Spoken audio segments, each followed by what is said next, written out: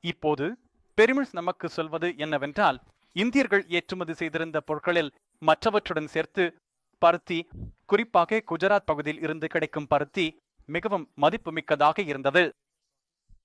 இரும்பு மற்றும் எஃகு பொருட்கள், ஏனெனில் நான் முன்பே சொன்னது போல இரும்பு இந்தியர்களால் கண்டுபிடிக்கப்பட்டது.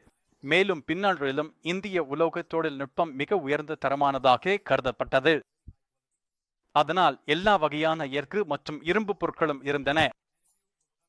முசிறி பகுதியில் இருந்து வந்திருந்தால் அவர்கள் மசாலா பொருட்களை வியாபாரம் செய்தனர். குறிப்பாக கருப்பு மிளகு மிகவும் முக்கியமானது. ஆனால் தென்கிழக்கு ஆசியாவிலிருந்து கொண்டு வரப்பட்ட பல்வேறு வகையான மசாலாக்களும் இருந்தன. அவை முதலில் முசிறிக்கு வந்துவிட்டு பின்னர் இந்தியர்கள் அவற்றை இந்தோனேசியா மசாலாக்கள் இந்தியர்களிடம் வந்தன. பின்னர் அவை ரோமர்களுக்கு மற்றும் பிறருக்கு அனுப்பப்பட்டன. இதுவே இந்தியர்கள் ஏற்றுமதி செய்திருந்த பொருட்கள். அப்படியென்றால் இந்தியர்கள் என்ன இறக்குமதி செய்தார்கள்? மற்ற பல பொருட்களுடன் இந்தியர்கள் இத்தாலியன்களை இறக்குமதி செய்தனர். மேலும் மிகவும் முக்கியமாக அவர்கள் அரச குடும்ப ஹரேம்களுக்கு பெண்களை இறக்குமதி செய்தனர் என்பது தெரிய வருகிறது.